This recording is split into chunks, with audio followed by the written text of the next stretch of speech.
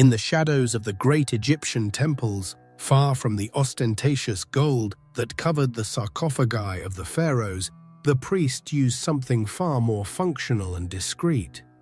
There was an understanding, attributed in ancient texts to Thoth himself, the guardian of wisdom, that the human mind is a besieged territory. To protect this sanctuary, they did not erect walls. They used a specific metal, a forgotten technology that, according to tradition, not only blocked negative frequencies but also operated a more subtle alchemy. It transmuted chaos into order before it even touched the skin. The key to this secret lies in polarity, the left side of the body. When this specific metal touches the left wrist, the heart's receiving channel, it ceases to be a mere adornment. It acts as a catalyst that converts external aggression into internal harmony. What we will explore next is the recovery of this tool. We will identify this metal and, more importantly, the activation ritual that initiates have practiced for millennia to awaken it. The goal here is not to teach anyone to fight the world, but rather to become invisible to its turbulence. Follow this journey to the end, because the final step is what defines whether this protection will be temporary or a permanent state of the soul. If you understand the gravity of this and are ready to stop absorbing and start transmuting, declare your intention now in the comments. I choose harmony. All matter originates and exists only by virtue of a force. We must assume that behind this force lies a conscious and intelligent mind. This mind is the matrix of all matter. You were taught that protection is resistance, that if you were strong enough, if you built a wall high enough, bad energies wouldn't be able to touch you. You learned to fight, to defend yourself, to create mental barriers. But there's a fundamental problem with this belief, a flaw that drains your vital energy day after day. All resistance generates friction. Every wall, no matter how thick, is eventually eroded by the constant force of chaos. Fighting against a wave doesn't stop it from arriving, it just tires you out faster.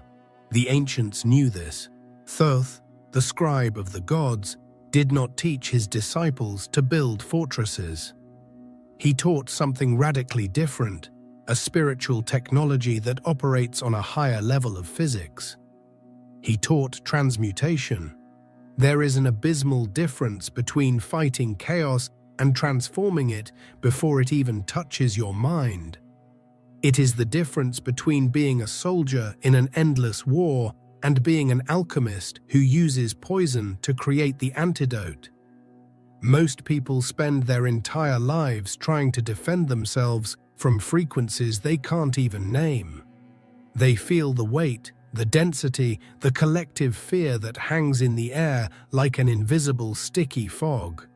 They feel drained for no reason, irritated without cause, anxious without explanation. They blame stress, work, the news, but they don't realize they are being bombarded by currents of energy that their system simply doesn't know how to process. This constant struggle is what keeps you trapped. It's what leaves you exhausted. You spend 90% of your life force just to stay standing in the middle of the storm, not knowing that you don't need to fight it. There is a way to become the eye of the storm, the point of absolute silence, where chaos cannot exist.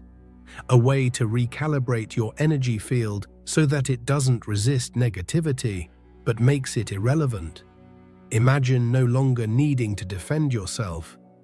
Imagine that energies of envy, anger, or fear simply pass through you, unable to find an anchor point. They don't touch you because there's nothing in you that resonates with them. This is not a fantasy. It's the result of applying a forgotten principle, a key that was left in plain sight, but understood by few. There is an ancient technology, so simple it was dismissed as superstition, capable of doing something no energy shield ever could.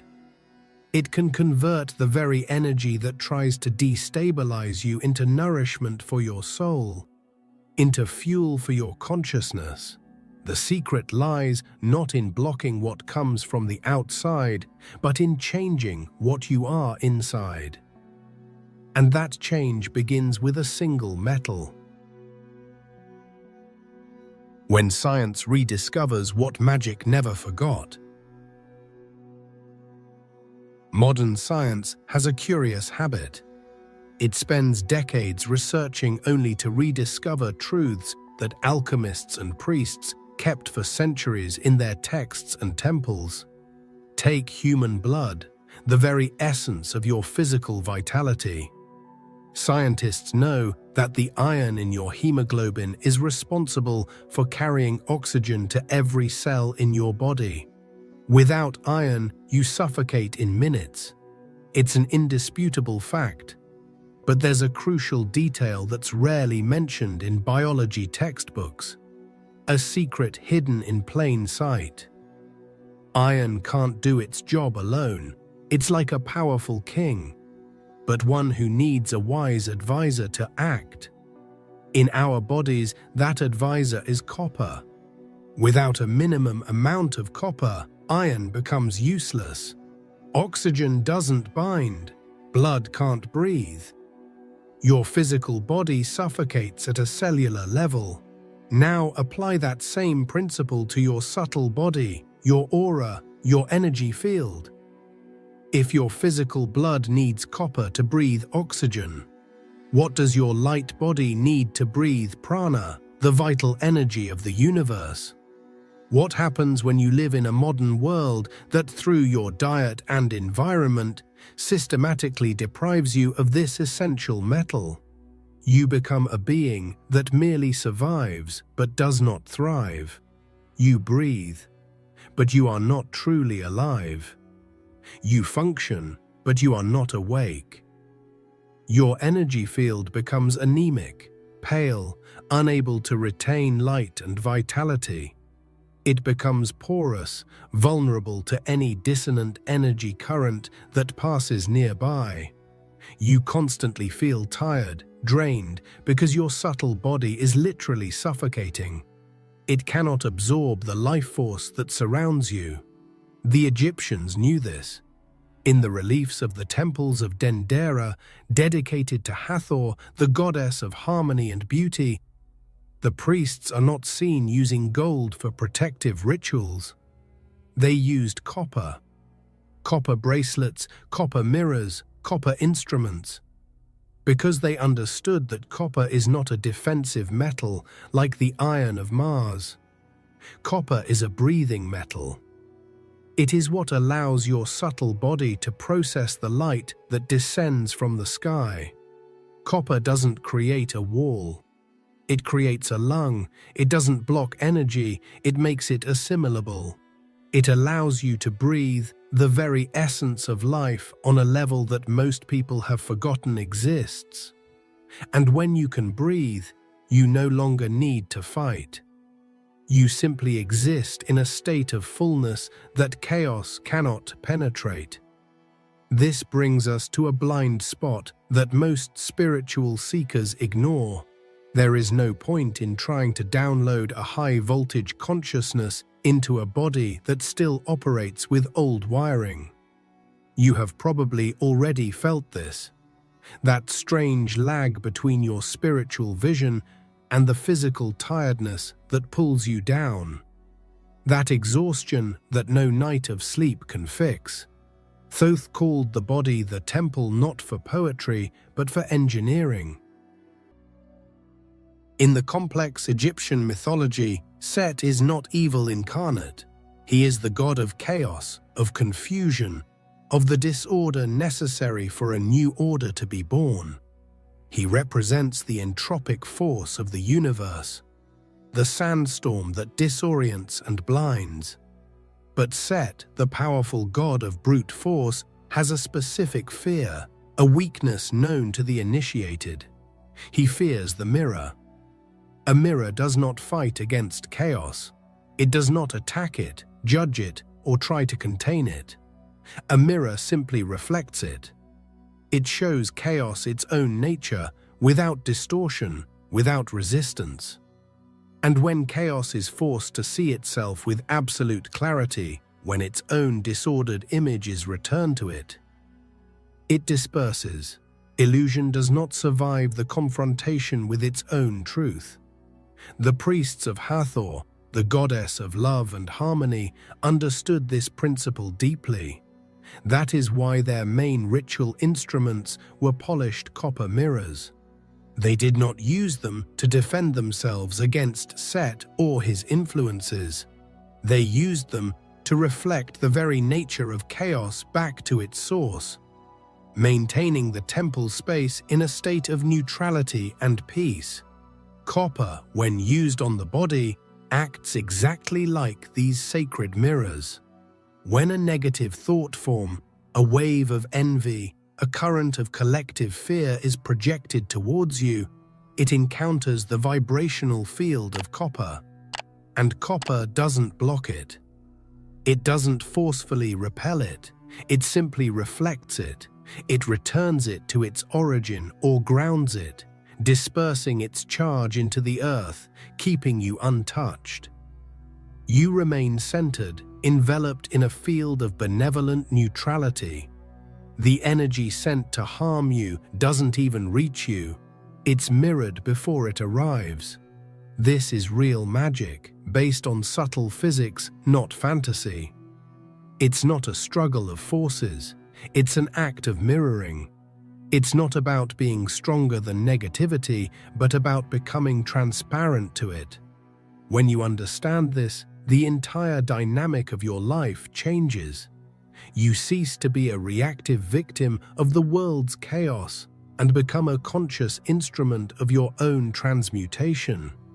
You stop wasting your energy building walls that will inevitably crumble and begin to polish the mirror of your own soul, a mirror that chaos cannot bear to look upon. The two sides of your body are not the same. Your body is a polarized instrument, a living battery with a positive and a negative pole. You have a solar side and a lunar side, and they don't function in the same way. Your right side, associated with the sun and the masculine principle, is electric, projective. It's the magician's side. It's the hand that acts, that creates, that sends energy and intention into the world. It's your channel of manifestation, your active force. But your left side, associated with the moon and the feminine principle, is magnetic, receptive. It is the side of the priestess. It is the hand that receives, that attracts, that absorbs energy from the environment and the universe. It is through this side that everything enters, from love to inspiration, from intuition to healing. And it is precisely through this open door that the chaos of the world also tries to enter. You are an antenna, and your left side is the receiver. You don't realize it, but you're constantly being bombarded. The collective anger generated by a global event, the hysteria manufactured by the media, the accumulated stress in your work environment, all of this forms a high-voltage emotional current seeking a place to discharge itself. And your nervous system, if not prepared, becomes the involuntary grounding wire for all this dissonance. This is what people call burnout, chronic fatigue, spiritual drain. It's not just physical tiredness. It's an overload of your energy system, which is trying to process an amount of static it wasn't designed for. If your receptive side doesn't have a filter, you burn out from the inside. You become reactive, anxious, and exhausted, living in a constant state of alert. But there is a solution, a spiritual technology as old as the pyramids and as simple as placing a piece of metal on your wrist. When you place copper on your left wrist, on your energy channel, you install an alchemical filter on your energy reception. You are not closing the door, you are installing an intelligent gatekeeper that only lets in what is harmonious. You create a closed circuit with the forces of universal harmony, represented by Venus, the planetary ruler of copper. And everything that tries to enter through there, all the static of the world, undergoes an instantaneous transmutation before even touching your mind or your nervous system. Dissonance is neutralized at the source, and only pure and coherent energy is allowed to enter. The practice that changes everything in 7 days. Don't just believe the word, don't accept it as a theory. Test the principle. True wisdom doesn't come from what you hear, but from what you experience in your own body. Get a piece of pure copper. It can be a bracelet, a simple bangle, any shape that allows direct and constant contact with your skin. The purity of the metal is important, as it is its structure that holds the frequency. Now place it on your left wrist, but don't do it like you're putting on an accessory. Do it with mental intention. Remember the first principle: the universe is mental. Before placing the copper, hold it between your palms for a moment. Close your eyes and visualize a warm golden light descending from the sky, infusing the metal, activating it. Feel the copper pulsating with this energy. While placing it on your left wrist, say a simple yet powerful affirmation. It can be aloud or just in your mind, but say it with conviction. As above, so below. I transmute all density into light. Feel this intention sealing the metal in your energy field. You have just given a clear instruction to the universe and to your own subconscious. Do this every day, especially before bed, when your etheric body is most vulnerable and receptive to external influences. In the first few days, you may not feel a drastic difference. This is normal. The change is occurring on a subtle level. But in the first week, something becomes undeniable. You begin to notice that situations that would normally drain you simply no longer affect you. Toxic, complaint-laden conversations seem to roll off you like water on a polished surface. Heavy environments, like public transport or tense meetings, no longer cling to you and steal your peace. You feel more centered, calmer, as if enveloped in a bubble of inner silence, even amidst the noise. It's not because you're hiding or becoming insensitive. It's because you're vibrating at a different octave, a frequency that low vibration chaos cannot touch. This is not superstition, it's sacred physics in action. It's alchemy applied practically and directly. It's the technology that Thoth left for those who have the courage to experiment instead of just believing. The secret code of the Tree of Life. To understand why copper works with such surgical precision, you need to know an ancient map, a diagram that mystics call the blueprint of creation. The Kabbalistic Tree of Life is not just a religious symbol, it is a map of how divine consciousness manifests itself in increasingly dense layers.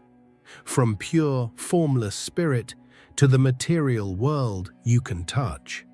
Each sphere in this tree represents a state of being, a cosmic force, a specific frequency.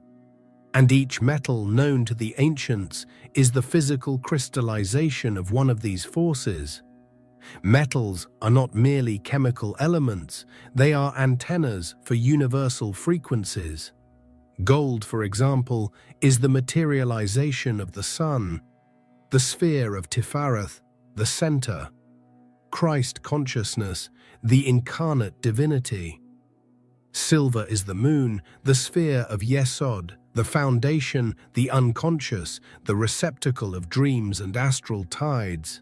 And copper is the physical embodiment of the sphere of Netzach. In Hebrew, Netzach means victory, eternity, but it also translates as the hidden intelligence of nature.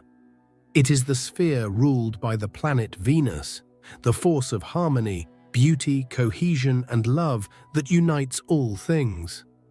When you wear a piece of copper jewelry, you're not just wearing an adornment. You are consciously anchoring the frequency of Netzach into your biofield.